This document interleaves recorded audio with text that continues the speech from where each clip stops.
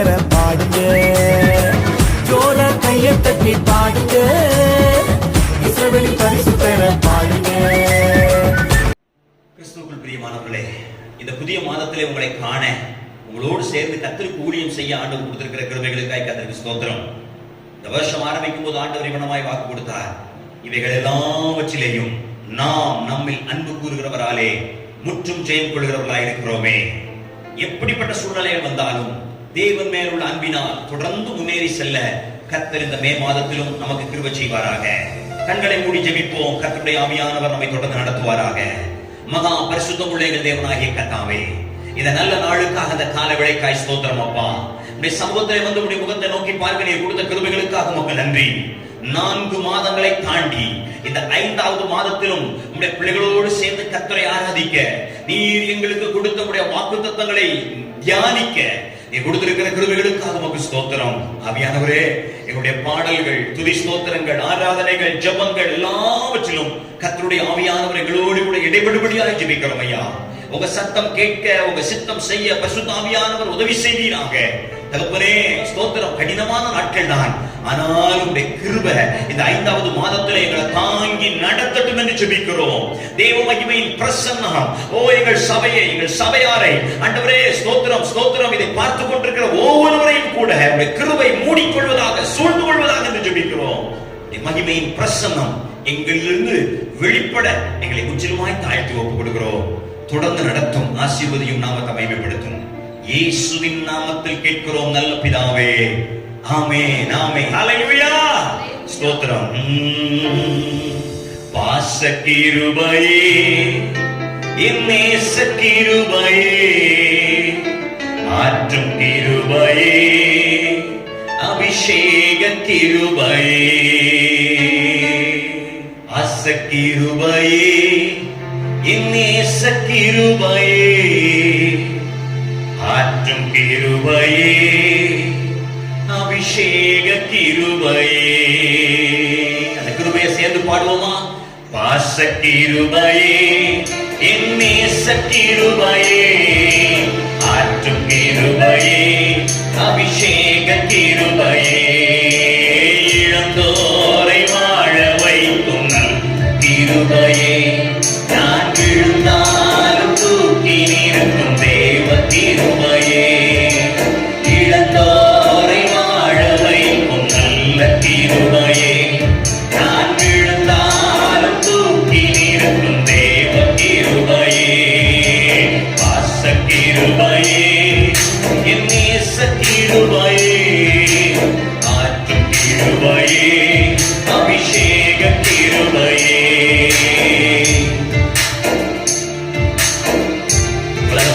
இந்த பிரச்சனைக்கு காரணம் பாவம் தான் என்று சொன்னார்கள்.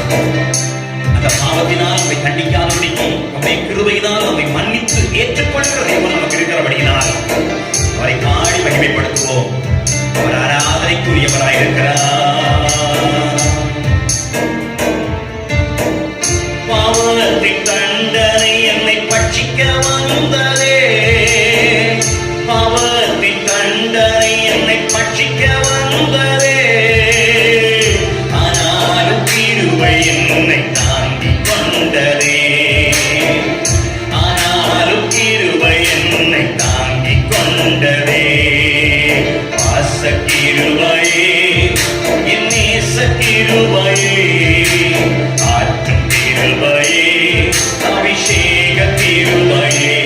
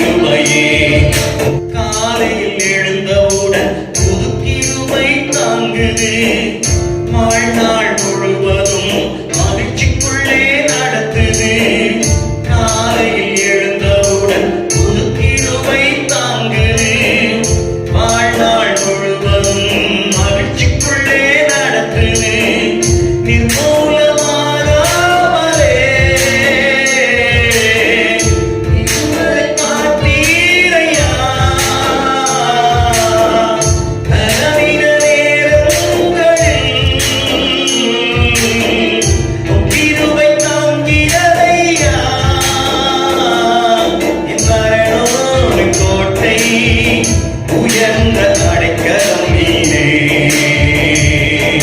என் அரணாய் கோட்டை உயர்ந்த அடைக்கலம் நீரே.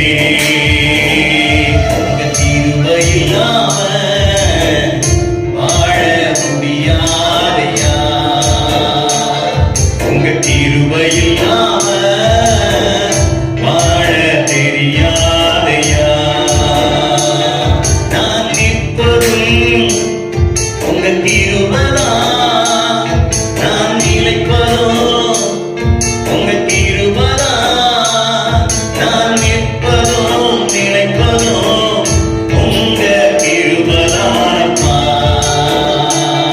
நான் நிற்பதும் நிலைப்பதும் உங்க கிருபைதானப்பா. உங்க கிருபை இல்லாம வாழ முடியாதையா. உங்க கிருபை இல்லாம வாழ முடியாதையா.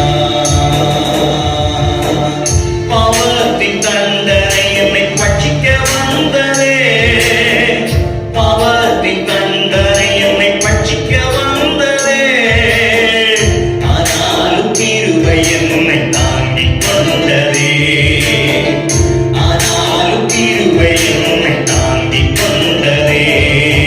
வாச கிருபையே, என் நேச கிருபையே, ஆற்றும் கிருபையே, அபிஷேக கிருபையே.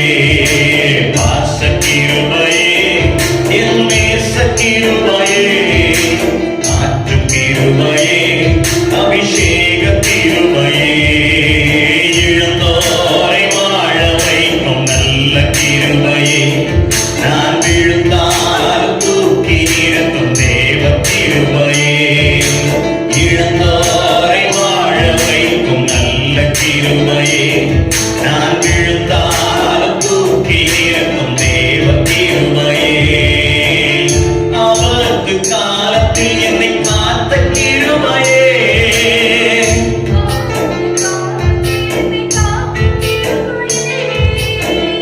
அழுகின்ற போது என்னை ஆற்றும் கிருபையே. அழுகின்ற போது என்னை ஆற்றும் கிருபையே. ஆபத்து காலத்தில் என்னை காத்த கிருபையே. ஆபத்து காலத்தில் என்னை காத்த கிருபையே. அழுகின்ற போது என்னை ஆற்றும் கிருபையே. அழுகின்ற போது என்னை ஆற்றும் கிருபையே. வாச கிருபையே, என் நேச கிருபையே, ஆற்றும் கிருபையே, அபிஷேக கிருபையே. வாச கிருபையே, ஆற்றும் கிருபையே, இழந்தோரை வாழ வைக்கும் நல்ல கிருபை. அந்த நல்ல கிருபையை பாடுவோமா? ஓ, அந்த கிருபையை பாட பாட நம்முடைய பாவங்களுக்கு தக்கதாக அவர் செய்யாதபடிக்கு நம்முடைய மனம் திரும்புதலை கண்டவர் மனம் இறங்குகிற தேவனாய் இருக்கிறாரே. ஜீவனை பார்க்கிலும் அவருடைய கிருபை நல்லதே. ஹல்லேலூயா. ஜீவனை பார்க்கிலும் கிருபை நல்லதே. ஜீவனை பார்க்கிலும் கிருபை நல்லதே. கிருபைகள் பார்க்கிலும் எதுதான் பெரியதே. கிருபைகள் பார்க்கிலும் எதுதான் பெரியதே. வாச கிருபையே, என் நேச கிருபையே, ஆற்றும் கிருபையே, அபிஷேக கிருபையே. வாச கிருபையே, என் நேச கிருபையே.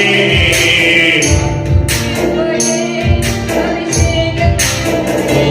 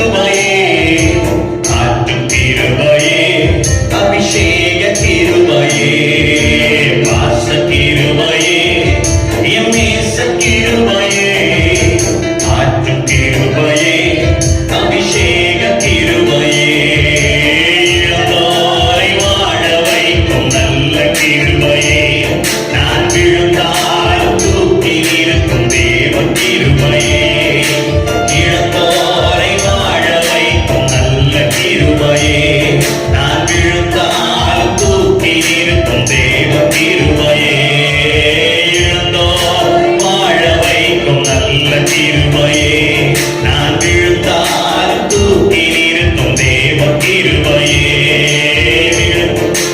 வாழ வைக்கும் நல்ல கிருபையே, நான் விழுந்தாலும் தூக்கி நிறுத்தும்.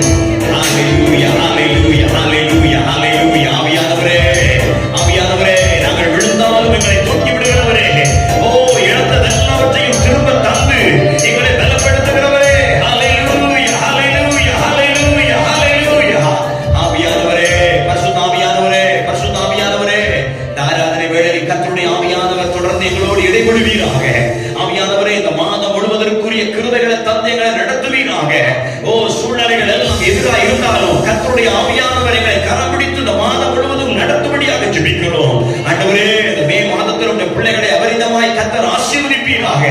ஓ இந்த மாதம் இப்படியாய் ஆரம்பிக்கும் என்று நாங்கள் யோசிக்கவில்லை, நினைக்கவில்லை. ஆனால் கர்த்தர் இந்த பாதையின் வழியாக எங்களை நடத்தி வருகிற தேவைக்காக, மேலான கிருபைகளுக்காக ஸ்தோத்திரம், ஸ்தோத்திரம். இவைகள் எல்லாவற்றிலேயும் ஓ எங்கள் மேல் அன்பு பாராட்டுகிற தேவனாலே நாங்கள் முற்றும் ஜெயம் கொள்கிறவர்களாக இருக்கிறோமே. தோல்வி என்பதில்லை. சூழ்நிலையில் எவ்வளவு எதிராக இருந்தாலும் கர்த்தருடைய நாமத்தினாலே, இயேசுவின் நாமத்தினாலே ஜெயம் எடுக்கிறோம். கர்த்தருடைய ஆவியானவர்கள் பட்சத்தில் எங்களுக்கு உதவியாக, எங்களுக்கு துணையாக, எங்களுக்கு அடைக்கலமா, எங்கள் கேடகமா இருப்பதற்காக உமக்கு ஸ்தோத்திரம். ஹல்லேலூயா, ஹல்லேலூயா, ஹல்லேலூயா, ஹல்லேலூயா, ஹல்லேலூயா. ஆபத்து காலத்தில் என்னை காத்த கிருபையே. எத்தனை ஆபத்து வந்தாலும் ஆண்டவரே, ஆண்டவரே உடைய கிருபை ஆபத்தில் எங்களை பாதுகாக்க போதுமானதா இருப்பதற்காக ஸ்தோத்திரம். எவ்வளவு நெருக்கங்கள், எவ்வளவு பயங்கரமான வியாதிகள், கொள்ளை நோய்கள் வந்தாலும் தேவரீர் அவைகளுக்கு உடைய நாமம் தெரிவிக்கப்பட்ட பிள்ளைகளை விலக்கி பாதுகாக்க நீர் போதுமானவராய் இருப்பதற்காக உமக்கு ஸ்தோத்திரம். சர்வ வல்லமை உள்ளவரே, உடைய சட்டையின் நிழலிலே வந்து அடைக்கலம் புகுறோம். ஹல்லேலூயா, ஹல்லேலூயா, ஹல்லேலூயா, ஹல்லேலூயா. ஆபத்து காலத்தில் என்னை காத்த கிருபையே, ஆபத்து காலத்தில் என்னை காத்த கிருபையே, அழுகின்ற போது என்னை ஆற்றும் கிருபையே, அழுகின்ற போது என்னை ஆற்றும் கிருபையே. கைகளை உயர்த்துவோமா? பாச கிருபையே, என் நேச கிருபையே, ஆற்றும் கிருபையே, அபிஷேக கிருபையே, பாச கிருபையே, என் நேச கிருபையே, ஆற்றும் கிருபையே, அபிஷேக கிருபையே.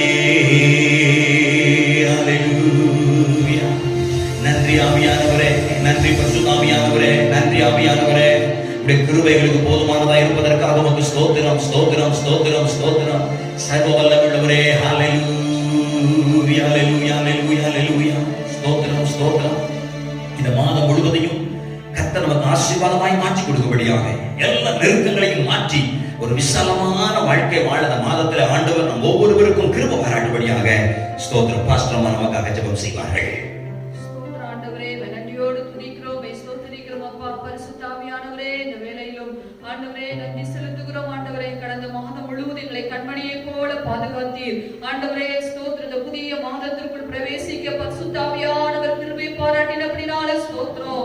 எத்தனையோ தடைகள், எத்தனையோ போராட்டங்கள் ஆண்டவரே ஸ்தோத்திரம் அப்பா. ஆண்டவரே ஸ்தோத்திரம். எத்தனையோ இடுக்கமான சூழ்நிலையில் மத்தியிலும் கர்த்தர் எங்களோடு கூட இருந்து ஆண்டவரை கடந்த மாதத்தை ஆண்டவரே நீங்கள் கடந்து வர பரிசுத்த ஆவியானவர்கள் கிருபை பாராட்டினபடினால ஸ்தோத்திரம் ஆண்டவரே அப்பா. ஸ்தோத்திரம். புதிய மாதத்துக்குள் பிரவேசித்திருக்கிற எங்களை கர்த்தர் ஆசீர்வதிப்பீராக. எங்கள் சபையார் எல்லாரையும் கர்த்தர் ஆசீர்வதிப்பீராக ராஜா. ஆண்டவரே, இந்த மாதத்தின் வாக்குத்தத்தத்தை ஆண்டவரே ஸ்தோத்திரம் மகன் மூலமாய் கர்த்தர் பேசுவீராக. ஆண்டவரே துதிக்கிற பரிசுத்த ஆவியானவர்களோடு பேசி ஆண்டவரே எங்கள் ஜனங்களை கர்த்தர் உற்சாகப்படுத்துவீராக. உம்முடைய பிள்ளைகளை பலப்படுத்துவீராக. கரத்திலிருந்து ஆண்டவரே உம்முடைய வார்த்தையை கொடுக்கும்படியாய் ஜெபிக்கிறோம் ஆண்டவரே. உம்முடைய கரத்துக்குள் தாழ்த்தி ஒப்பு கொடுக்கிறோம். இந்த மாதம் முழுவதும் கர்த்தர் உம்முடைய பிள்ளைகளை கண்மணியை போல பாதுகாத்து நீங்க வழிநடத்தும்படியாய் ஜெபிக்கிறோம். எங்கள் விசுவாச பிள்ளைகள் ஒவ்வொருவரையும் ஆவியானவர் கரப்பிடித்து நடத்துவீராக. ஆண்டவரே உம்முடைய பிள்ளைகளை கண்மணியை போல பாதுகாத்துக் கொள்ளும்படியாய் ஜெபிக்கிறோம். எல்லா வியாதிகளுக்கும் பொல்லாப்புகளுக்கும் நாசமோசங்களுக்கும் விலக்கி ஆண்டவரே எங்கள் சபையாரை கர்த்தர் காத்துக் கொள்ளும்படியாய் ஜெபிக்கிறோம் ஆண்டவரே.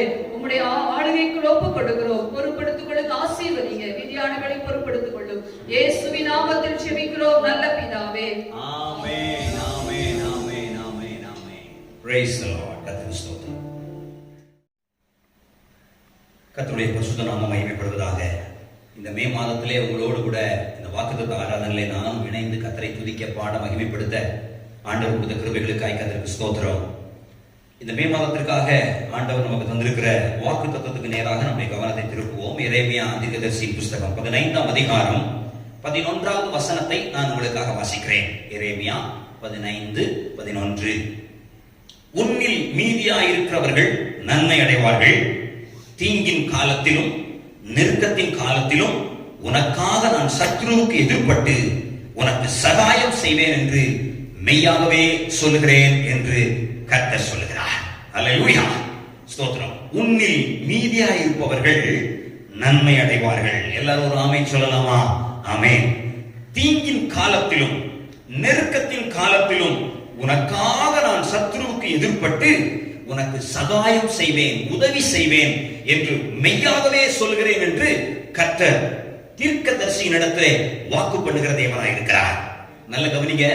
இந்த வார்த்தையை கர்த்தர் எரேமியா தீர்க்கதரிசியை பார்த்து சொல்வதற்கு முன்பதாக எரேமியா தீர்க்கதரிசி தன்னைத்தானே மிகவும் சலித்துக் கொள்கிறார். ஆண்டவரே, இந்த ஊர்ல உலகத்துல எல்லா மக்கள் தீமை நிமித்தம் கஷ்டப்படலாம், தாங்கள் செய்த பாவத்தின் நிமித்தம் துன்பப்படலாம். ஆனா நான் என்ன தப்பு பண்ணேன்? நான் என்ன தீமை செஞ்சேன்? என் தெய்வமே, தேசத்துக்கெல்லாம் வழக்குக்கும் வாதுக்கும் நான் உள்ளா இருக்கிறபடினாலே நான் என்ன தப்பு பண்ணேன்?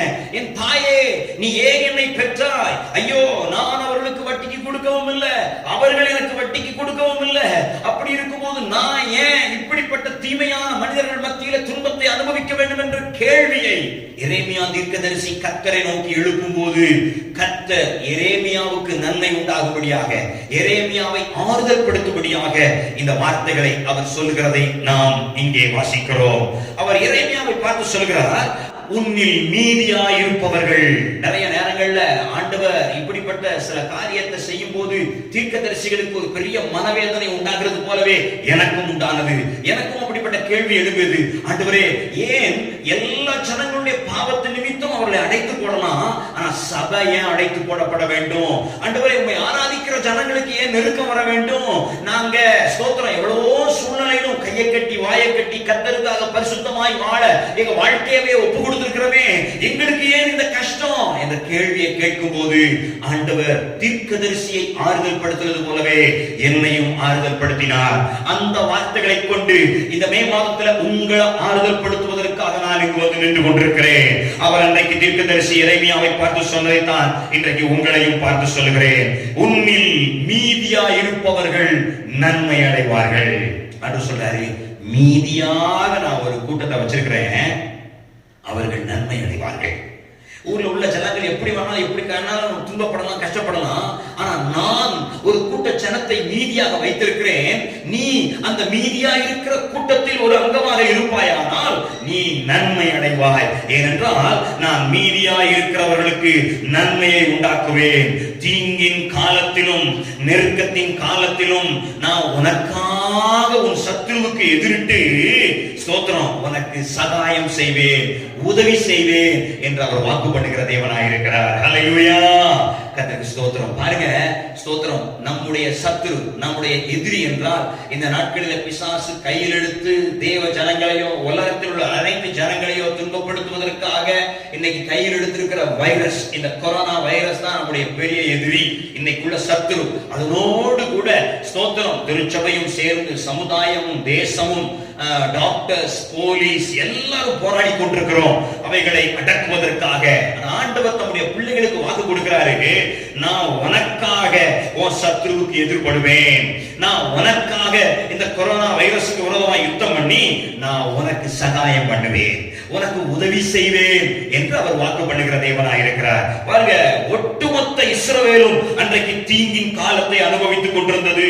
முழு யூதாவும் அன்றைக்கு சத்துருக்களால் நெருக்கப்பட்டுக் கொண்டிருக்கும் போது கர்த்தர் சரியாய் தம்முடைய தீர்க்கதரிசியை தேற்றுவதற்காக, நன்மை செய்து பாட அனுபவிக்கிற தம்முடைய நாமந்தரிக்கப்பட்ட பிள்ளைகளை தேற்றுவதற்காக அவர் ஒரு வாக்கு கொடுக்கிறார். நெருக்கத்தின் காலத்திலேயும் தீங்கின் காலத்திலேயும் நான் உனக்கு உதவி செய்யும்படி உன் சத்துருவுக்கு எதிர்படுவேன். ஆமென். இந்த மே மாதத்தில் தானே கர்த்தர் நமக்காக உதவி செய்யும்படியாக நம்முடைய சத்துருவுக்கு எதிர்பட்டு இந்த தீங்கின் காலத்திலையும் இந்த நெருக்கத்தின் காலத்திலையும் நமக்கு உதவி செய்ய உண்மை உள்ளவராய் இருக்கிறேன் என்று வாக்கு பண்ணுகிற தேவனாய் இருக்கிறார். ஹல்லேலூயா. அதுல வசனம் அப்படி போட்டிருக்குது, உன்னில் மீதியாய் இருப்பவர்கள். நான் இந்த எரேமியா தீர்க்கதரிசன புஸ்தகத்தை முழுவதையும் தீவிரமாய் வாசித்துக் கொண்டிருக்கும் போது அவர் எல்லாரையும் தேவன் தம்முடைய கோபத்தினால், ஸ்தோத்திரம், அப்படியே பாபிலோனியருடைய கையில ஒப்பு கொடுப்பேன்னு கோபத்தில் சொன்னா கூட ஆண்டவர் தம்முடைய பார்வைக்கு பிரியமானவர்களை மீதியாய் ஒதுக்கி சேர்த்து வைத்திருக்கிற தேவனா இருக்கிறார். அப்படி மீதியாய் இருக்கிற அந்த கூட்டத்தை பார்த்து தான் சொல்றாரு, அவர்கள் நன்மை அடைவார்கள். பாருங்க, எரேமியா தீர்க்கதரிசி அவர் சொல்லுகிறதை எழுதுகிற ஒரு தேவ மனிதர். இப்படியாக ஆண்டவர் ஒரு சிலரை அந்த இஸ்ரவேலுக்குள்ளே மீதியாக வைத்திருக்கிறார். அப்படி தேவன் மீதியாக வைத்திருக்கிற நபர்களுக்கு நன்மை உண்டாகும்படி காரியங்களை நடப்பிக்கிறவராக இருக்கிறார். அந்த எரேமியா தீர்க்கதரிசியின் புஸ்தகத்துல முதல் 29 அதிகாரங்கள் முழுவதும் தேவன் தம்முடைய கோபத்தை இஸ்ரவேல் ஜனங்களுக்கு விரோதமாக பேசுகிறவராக இருந்தாலும் இந்த 15ஆம் அதிகாரத்துல, 17ஆம் அதிகாரத்துல, 20ஆம் அதிகாரத்துல கர்த்தர் மீதியாய் ஒரு கூட்டத்தை வைத்து அவர்களை நான் எப்படியெல்லாம் பாதுகாப்பேன் என்று அவர் வாக்கு பண்ணுகிற தேவனாய் இருக்கிறார். என்னோடு கூட ஒரு வேத வசனத்துக்கு நேராக அவருடைய வேதத்தை திருப்புங்க. 17ஆம் அதிகாரம் 7-8 வசனங்கள் இப்படி சொல்லுகிறது, கர்த்தர் மேல் நம்பிக்கை வைத்து கர்த்தரை தன் நம்பிக்கையாய் கொண்டிருக்கிற மனுஷன் பாக்கியவான். அந்த இடத்துல இஸ்ரவேல் ஜனங்கள்ல இருந்து ராஜா வரைக்கும் எல்லாரும் எகிப்தியர் வந்து நம்மளை காப்பாத்துவாங்களா, வேற எந்த வழியில நாம தப்புவிக்கப்பட முடியும் அப்படின்னு சொல்லி யோசித்துக் கொண்டிருக்கும் போது எரேமியா தீர்க்கதரிசி சொல்றாரு, ஏய், கர்த்தர் மேல நம்பிக்கை வைத்து கர்த்தரை தன் நம்பிக்கையாய் கொண்டிருக்கிற மனுஷன் தான் பாக்கியவான். நீ ராஜாவா இருக்கலாம், நீ சாதாரண ஒரு குடிமகனா இருக்கலாம், நீங்க யாரா இருந்தாலும் இந்த நெருக்கத்தின் காலத்துல, இந்த தீங்கின் காலத்துல கர்த்தர் மேல் நம்பிக்கை வைக்கிற நீங்கள் பாக்கியவான்கள். உங்களுடைய வாழ்க்கையில கர்த்தருடைய ஆசீர்வாதத்தையும் கர்த்தருடைய பாதுகாப்பையும் நீங்கள் பெற்றுக்கொள்ளும்படி உங்கள் நம்பிக்கை கர்த்தர் மேல் இருக்குமானால் வேதம் சொல்லுகிறது நீங்கள் பாக்கியவான்களாய் இருப்பீர்கள். அப்படி கர்த்தர் மேல் நம்பிக்கை வைத்திருக்கிற உங்களுக்கு ஆண்டவர் எப்படிப்பட்ட ஆசீர்வாதங்களை கொடுப்பேன் என்றும் தீர்க்கதரிசியின் மூலமாய் சொல்லுகிறார். அப்படிப்பட்டவன் தண்ணீர்கள் அண்டையிலே நாட்டப்பட்டதும் கால்வாய் ஓரமாய் தன் வேர்களை விடுகிறதும் உஷ்ணம் வருகிறதை காணாமல் இலை பச்சையா இருக்கிறதும் மழை தாழ்ச்சியான வருஷத்திலும் வருத்தமின்றி தப்பாமல் கனி கொடுக்கிறதுமான மரத்தை போல் இருப்பான். எத்தனை பெரிய ஆசீர்வாதத்தை ஆண்டவர் கொடுக்கிறார் பாருங்க. தீங்கின் காலத்துல, நெருக்கத்தின் காலத்துல கர்த்தரையே நம்பி இருக்கிற பிள்ளைகளுக்கு அவர் கொடுக்கிற ஆசீர்வாதங்களை பாருங்க. அவர்கள் தண்ணீர் அண்டையிலே நாட்டப்பட்டிருப்பார்கள், கால்வாய் ஓரமாய் வேர்களை விட்டிருப்பார்கள், உஷ்ணம் வருகிறதை காணாமல் இலை பச்சையா இருக்கிறதும் மழை தாழ்ச்சியான வருஷத்திலும் வருத்தமின்றி தப்பாமல் கனி கொடுக்கிறதுமான மரத்தை போல் இருப்பார்கள். தண்ணீர் அண்டையில் நாட்டப்பட்டவர்கள், கால்வாய் ஓரமாய் தங்கள் வேர்களை விடுகிறவர்கள். உங்களுக்கு தெரியும், மே மாசம் எவ்வளவு உஷ்ணமான நாட்கள் என்று சொல்லி, ஆனாலும் கர்த்தர் தம்முடைய பிள்ளைகளுக்கு வாக்கு கொடுக்கிறார். நீங்க எவ்வளவு தீங்குல இருந்தாலும் சரி, எவ்வளவு கடினமான நெருக்கத்தில் இருந்தாலும் சரி, நான் உங்களை தண்ணீர்கள் அண்டையிலே நாட்டி வைப்பேன், கால்வாயின் ஓரமாய் வேர் விடும்படியான பாக்கியத்தை உங்களுக்கு நான் தருவேன். உஷ்ணம் வருகிறதை காணாமல் எப்பவும் இலை பச்சையா இருக்கிற மகிழ்ச்சியான வருஷத்தை நான் உங்களுக்கு தருவேன். அது ஊர்ல உலகத்துல எல்லாருக்கும் தீங்கி நாட்களா இருக்கலாம், அது மோசமான நேரமா இருக்கலாம், ஆனாலும் அவருக்கு பயப்படுகிறவர்கள், கர்த்தர் மேல் நம்பிக்கை வைக்கிற பிள்ளைகள், ஸ்தோத்திரம், அவர்களுக்கு ஆண்டவர் தருவேன் என்று சொன்ன ஆசீர்வாதங்கள் அவ்வளவு மேன்மையானதா இருக்கிறது. இப்போதும் இந்த கடினமான நாட்களிலே அவரை பற்றி கொண்டு அவருக்கு சாட்சியாய் வாழ நம்மை ஒப்பு கொடுப்போமானால், அவர் நம்முடைய பாவங்களுக்கு தக்கதாக செய்யாமல் நம்முடைய பாவங்களுக்காக நாம மனஸ்தாபப்பட்டு உண்மையாய் மனம் திரும்பும் போது அவர் மனதுருகி மனம் இறங்கி அவர் நம்மை நீர்க்கால்களின் ஓரமாய் நடப்பட்டு தண்ணீர்களின் ஓரமாய் நாம வேர் விடுகிறவர்களாய் எப்போதும் இலை பச்சையாய் இருக்கிறதுமான ஆசீர்வாதத்தை நமக்கு கொடுத்து நம்மை நடத்துகிற தேவனாய் இருக்கிறார். அதே எரேமியா தீர்க்கதரிசியின் புஸ்தகம் 20ஆம் அதிகாரம் 13ஆம் வசனத்தை உங்களுக்காக நான் வாசிக்கிறேன். கர்த்தரை பாடுங்கள், கர்த்தரை துதியுங்கள், அவர் எளியவனுடைய ஆத்துமாவை பொல்லாதவர்களின் கைக்கு தப்புவிக்கிற தேவனாய் இருக்கிறார். அவரை பாடுங்கள், அவரை துதியுங்கள். நாம் இவ்வளவு நேரம் பாடி கர்த்தரை துதித்தோம், ஸ்தோத்திரம். பாஸ்டர் வந்து ஆராதிக்கும் போது மாத்திரமல்ல, நீங்க வீடுகளில் சும்மா இருக்கிற நேரங்களிலும் கர்த்தரை பாடுங்கள், கர்த்தரை துதியுங்கள். அவர் எளியவனுடைய ஆத்துமாவை பொல்லாதவர்களின் கைக்கு தப்புவிக்கிற ஆண்டவராய் இருக்கிறார்.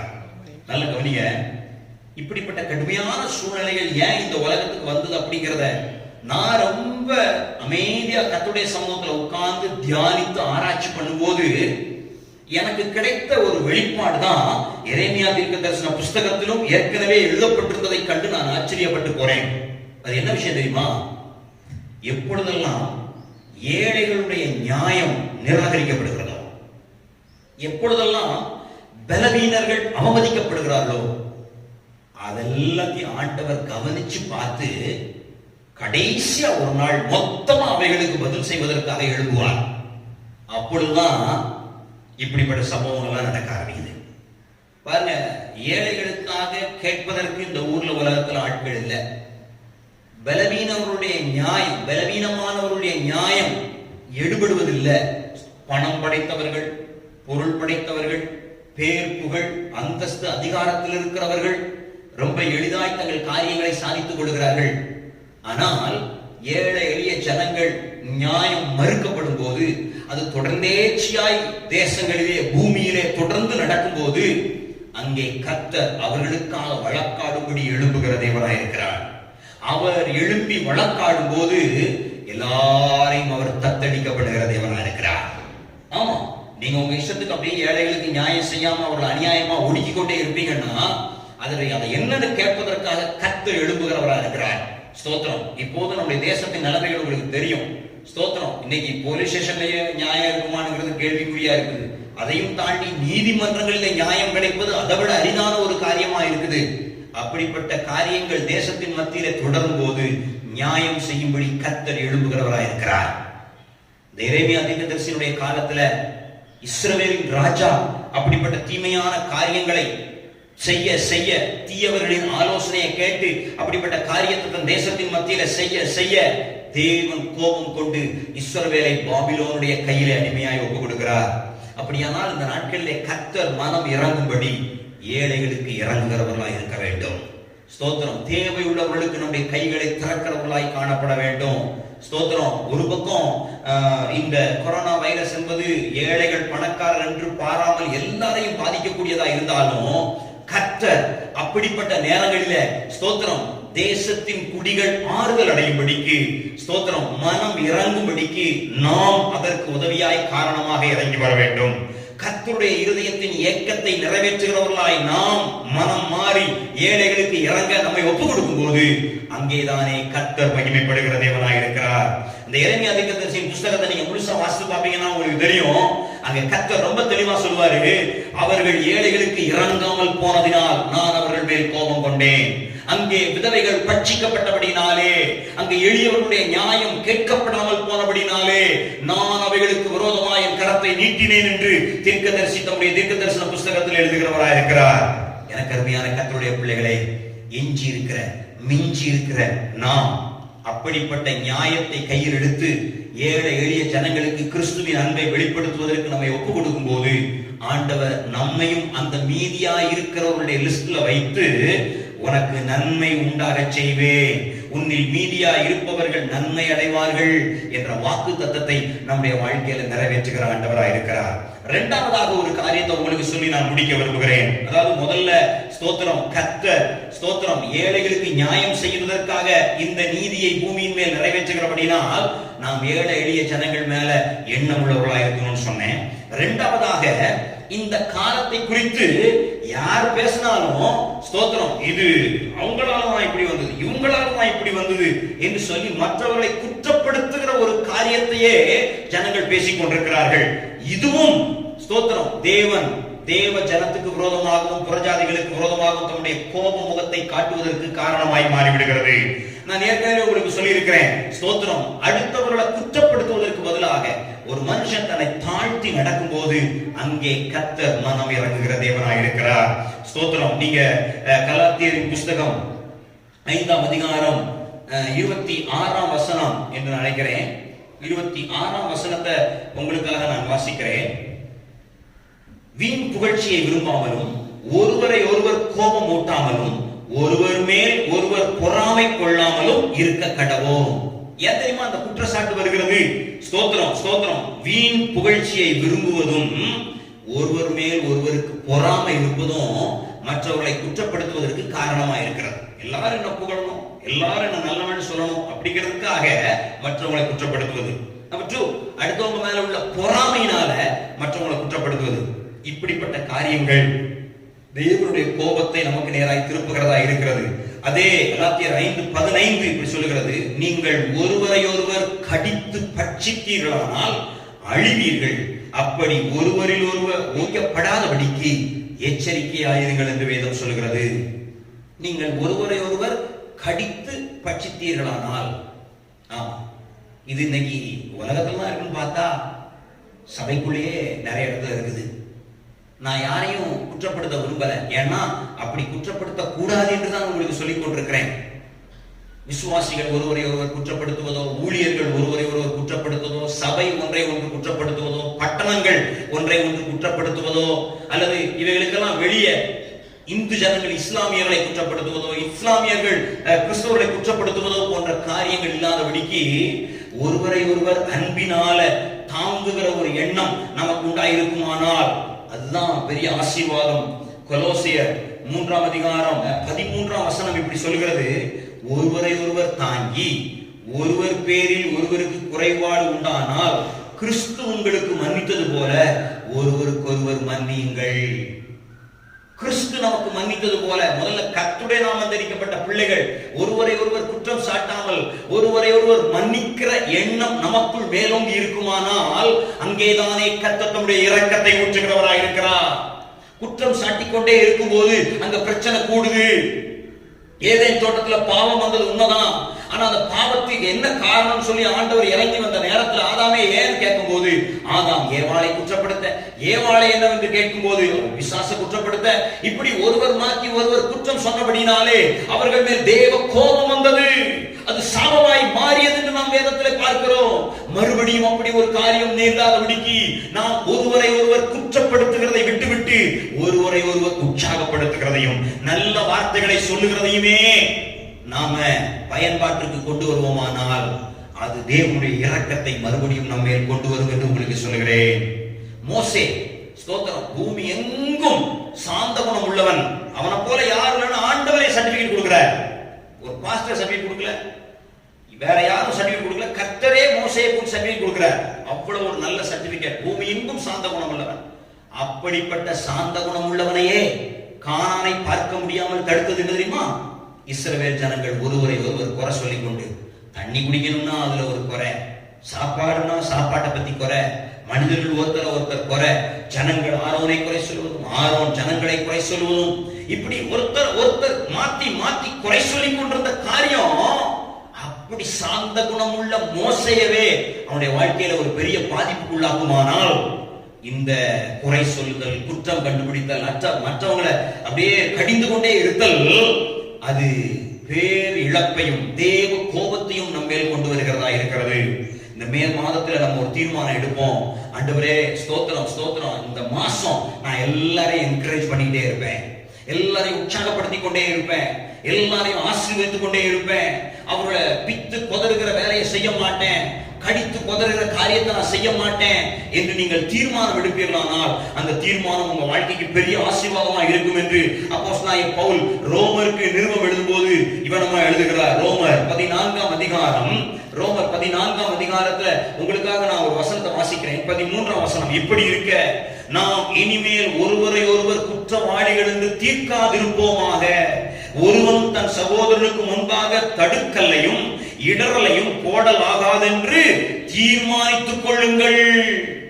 இப்படிப்பட்ட நல்ல தீர்மானங்களை இந்த மே மாசத்துல எடுத்து பாருங்க. இந்த மே மாதம் முழுவதும் நான் மற்றவர்களுக்கு இடரலா இருக்க மாட்டேன், மற்றவங்களுக்கு முன்னாடி நான் தடுக்கல் கல்லை நான் போட மாட்டேன் அப்படிங்கிற தீர்மானத்தை எடுப்பீர்களானால், ஒருவரை ஒருவர் குற்றவாளிகளா தீர்க்க மாட்டேன் என்று தீர்மானம் எடுப்பீர்களானால், அந்த தீர்மானம் தானே தேவனுடைய இரக்கத்தை உங்கள் மேல் கொண்டு வரும். ஒரு குடும்பத்துக்குள்ள பெற்றோர் பிள்ளைகளை உற்சாகப்படுத்துங்க. பிள்ளைகள் பெற்றோரை நல்ல விதமான வார்த்தைகளை சொல்லி உற்சாகப்படுத்துங்க. கணவன் மனைவிக்குள்ளே ஸ்தோத்திரம், குடும்ப உறவுகளுக்குள்ளே ஒருவரை ஒருவர் குற்றப்படுத்தாமல் அவர்களை உற்சாகப்படுத்துகிற காரியங்களை நீங்கள் செய்து பாருங்கள். நான் சொல்றேன், கர்த்தருடைய இரக்கம் உங்கள் மேல் கடந்து வரும். அன்றைக்கு இஸ்ரவேல் ஜனங்கள் அவ்வளவாய் தேவனுடைய கோப முகத்தை பார்க்க காரணமாய் இருந்தது அவருடைய முறுமுறுப்பு, அவருடைய கடிந்து பட்சிக்கிற குணம். இன்றைக்கும் அது தேவ ஜனங்களாகிய நம்மிடத்தில் இருக்குமானா ஒரு உண்மையான மனம் திரும்புதலுக்குள்ளே வருவோம். அது தேவனுடைய இரக்கத்தை நம் பட்சத்தில் கொண்டு வரும் என்று உங்களுக்கு நான் ஆலோசனையாய் சொல்லுகிறேன். எனக்கு அருமையானவர்களே, இஸ்ரவேல் ஜனங்கள் எல்லாரும் ஒருவரை ஒருவர் கடிந்து பட்சிக்கிற குணமுள்ளவர்களா இருந்தாலும் அதுல ஒரு சின்ன கூட்டம் ஒருவரை ஒருவர் உற்சாகப்படுத்துகிறவர்களாக, ஒருவரை ஒருவர் ஆற்றுகிறவர்களாக, தேற்றுகிறவர்களாக இருந்தார்கள். அந்த கூட்டத்தை தான் ஆண்டவர் பார்த்து சொல்றாரு, மீதியா இருப்பவர்கள். அந்த கூட்டத்தை தான் பார்த்து ஆண்டவர் சொல்றாரு, மீதியா இருப்பவர்கள், உன்னில் மீதியா இருப்பவர்கள் நன்மை அடைவார்கள். அது தீங்கின் காலம் தான், அது நெருக்கத்தின் காலம் தான். ஆனால் உனக்காக நான் உன் சத்துருவுக்கு எதிர்பட்டு உனக்கு சகாயம் செய்வேன், உனக்கு உதவி செய்வேன். கர்த்தருடைய உதவி எனக்கு வேண்டும் என்று யார் விரும்புகிறீர்களோ அவர்களுக்காக கர்த்தர் இறங்கி வருகிற தேவனாய் இருக்கிறார். நீங்கள் மீதியா இருக்கிறவர்களுடைய லிஸ்ட்ல இருக்க ஆண்டவர் சித்தம் உள்ளவராக இருக்கிறார். நீங்க யாரும் எப்படியோ இந்த மே மாசத்துல நீங்க ஒரு தீர்மானம் எடுக்க ஆண்டவர் உங்களை உற்சாகப்படுத்துகிறார், ஆண்டவர் உங்களை ஞாபகப்படுத்துகிறார். சரி ஆண்டவரே என்று சொல்லி ஆண்டவருக்கு உங்களை ஒப்பு கொடுப்பீங்கன்னா கர்த்தருடைய ஆவியானவர் ஸ்தோத்திரம் ஸ்தோத்திரம் ஸ்தோத்திரம் நம்முடைய ஜெபத்தை கேட்டு மனம் இறங்கி இந்த தீங்கின் காலத்திலையும் நெருக்கத்தின் நேரத்திலையும் சத்துருவுக்கு எதிர்பட்டு நமக்கு சகாயம் செய்கிற தேவனாய் இருக்கிறார். அவருடைய பாச கிருபை, அவருடைய நேச கிருபை நம்மளை தாங்கி நடத்துகிறதா இருக்கிறது, நம்மை பலப்படுத்த போதுமானதா இருக்கிறது. ஹல்லேலூயா. ஆண்டவருக்கு ஒப்பு கொடுத்து என்னோடு சேர்ந்து பாடுவீங்களா? ஹல்லேலூயா ஹல்லேலூயா.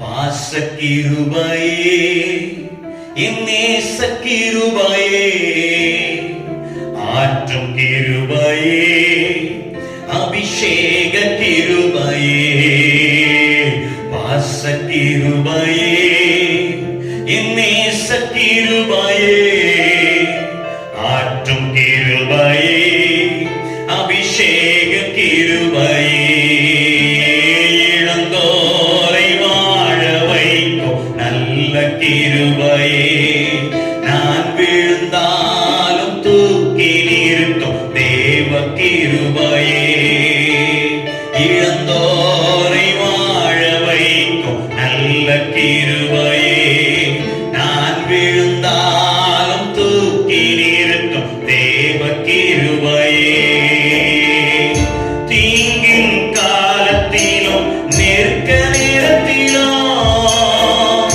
தீங்கின் காலத்திலும் நெருக்க நேரத்திலும் சத்துருக்கு எதிர்பட்டு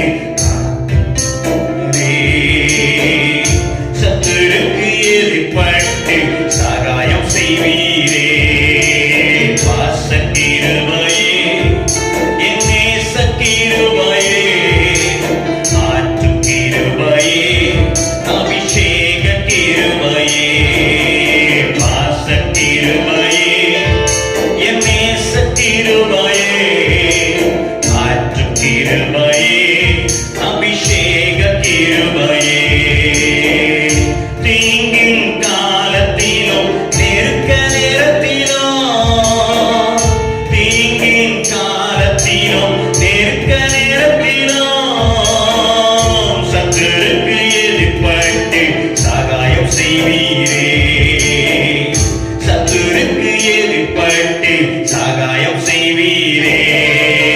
பாசக்கிருபையே, என் நேசக்கிருபையே, ஆற்றும் கிருபையே, அபிஷேக கிருபையே, இழந்தோரை வாழ வைக்கும் நல்ல கிருபையே, நான் விழுந்தாலும் தூக்கி நிறுத்தும் தேவ கிருபையே, இழந்தோரை வாழ வைக்கும் நல்ல கிருபையே, நான் விழுந்தாலும் தூக்கி நிறுத்தும் தேவ கிருபையே. மதாம் பரிசுத்த பிள்ளைகள் தேவராகிய கர்த்தாவே, தீங்கின் காலத்திலும் நெருக்கத்தின் காலத்திலும் எங்களுக்காக எங்கள் சத்துருவுக்கு எதிர்பட்டு நீர் எங்களுக்கு உதவி செய்கிற தேவனா இருப்பேன் என்று வாக்கு கொடுத்திருக்கிறீரப்பா. இந்த வார்த்தையை இந்த மாதம் உடைய பிள்ளைகளுடைய வாழ்க்கையில நிறைவேற்றுவீராக. உன்னில் மீதியா இருப்பவர்கள் நன்மை அடைவார்கள் சொன்னீரே அப்பா. ஸ்தோத்திரம் ஸ்தோத்திரம், உடைய நன்மைக்காய் நாங்கள் காத்திருக்கிறோம் அப்பா. ஸ்தோத்திரம் ஸ்தோத்திரம் ஸ்தோத்திரம். மீந்திருக்கிற நாங்கள் ஸ்தோத்திரம். இஸ்ரவேலிலே பாபிலோனியர்களால் அடிமை கொள்ளப்பட்டு போனவர்கள் போக மீதியா இருக்கிறவர்கள் நன்மை அடைவார்கள். இதோ நாங்கள் இந்த தேசத்திலே மீதியா இருக்கிறோம். தேவரீ, சத்துருக்களை விலக்கி மட்டும் பாதுகாத்தவர் இனிமேல் எங்கள் சத்துருக்கு விலக்கி பாதுகாக்கும்படி எங்களுக்கு சகாயம் செய்ய தீவிரமாய் இறங்கி வருவீராக. இந்த மே மாதத்தில் தானே உம்மை நோக்கி கூப்பிடுகிற, என்னோடு சேர்ந்து ஜெபிக்கிற ஒவ்வொரு மேலும் கர்த்தருடைய காவலையும் தெய்வீக பாதுகாப்பையும் கூறுகிறோம். ஒவ்வொருவரையும் உங்க ரத்த பட்டைகளை மூடி மறைத்துக் கொள்ளுங்க. எந்த தீமைக்கும், வியாதிக்கும், பலவீனத்துக்கும், வைரஸுக்கும், ஆண்டவரே ஸ்தோத்திரம், பசி கஷ்டத்திற்கும், பொருளாதார நெருக்கடிக்கும் உடைய பிள்ளைகளை விலக்கி பாதுகாப்பீராக. ஒவ்வொருவரையும் உங்க ரத்த பட்டைகளை மூடி மறைத்துக் கொள்ளுங்க. உடைய வருகைக்கு ஆயத்தப்படுத்துங்க, ஆசீர்வதிங்க, கண்மணி போல காத்து நடத்துங்க. உங்க நாம மாத்திரம் மகிமைப்படுவதாக என்று ஜெபிக்கிறோம். கர்த்தர் அப்படி செய்கிறதற்காக உமக்கு ஸ்தோத்திரம். தொடர்ந்து நடத்தும் ஆசீர்வதியும். இந்த மாதத்தின் எல்லா தேவைகளையும் சந்திங்க அப்பா. ஒருவராயிலும் கஷ்டப்படாதபடிக்கு ஆண்டவரே எங்களோட ஜெபத்துல கலந்து கொண்ட ஒவ்வொருவருக்கும் நன்மை உண்டாகும்படி நிறைந்தருள்வீராக. மீதியாக இருப்பவர்களுக்கு நன்மை செய்கிறவர்கள், நன்மை செய்கிற கர்த்தர் எங்களுக்கும் நன்மை செய்ய ஜெபிக்கிறோம். தொடர்ந்து நடத்தும் ஆசீர்வதியும். இயேசு கிறிஸ்துவின் நாமத்தில் தாழ்மையோடு கேட்கிறோம் நல்ல பிதாவே, ஆமென் ஆமென். எனக்கு அன்பானவர்களே, இந்த மாதத்திலே கர்த்தருடைய வார்த்தையை, தேவனுடைய வாக்கு தத்தத்தை நாம இருக்க பிடித்துக் கொள்வோம். கர்த்தர் அப்படியே உங்க வாழ்க்கையில மகிமையான ஆசீர்வாதங்களை செய்வாராக. ஆமென். என் ஆத்துமாவே கர்த்தரை ஸ்தோத்திரி, என் முழுமே உடைய பரிசுத்த நாமத்தை ஸ்தோத்திரி. என் ஆத்துமாவே கர்த்தரை ஸ்தோத்திரி, கர்த்தர் செய்த சகல உபகாரங்களையும் மறவாதே. ஆமென் ஆமென். நம்முடைய பிதாவாகிய தேவனுடைய கிருபையும், இயேசு கிறிஸ்துவின் அன்பும், பரிசுத்த ஆவியானுடைய ஐக்கியமும், ஆறுதலும், சமாதானமும், ஆசீர்வாதமும் நம் அனைவரோடு கூட இன்றும் இன்னும் சதா காலங்களிலும் அவருடைய வருகை வரை தங்கி தாபரித்திருப்பதாக. ஆமென் ஆமென் ஆமென். கர்த்தர் உங்களை ஆசீர்வதித்து நம்முடைய வருகைக்கு உங்களை ஆயத்தப்படுத்துவாராக. ஆமென். நீதிமான்கள் துதிக்கும் போது வெற்றி கொண்டாட்டம் பெருகுதுங்க. நீதிமான்கள் துதிக்கும் போது வெற்றி கொண்டாட்டம் பெருகுதுங்க. நீதிமான்கள் பெருகும் போது பட்டணமெல்லாம் களி கூறுதே. நீதிமான்கள் பெருகும் போது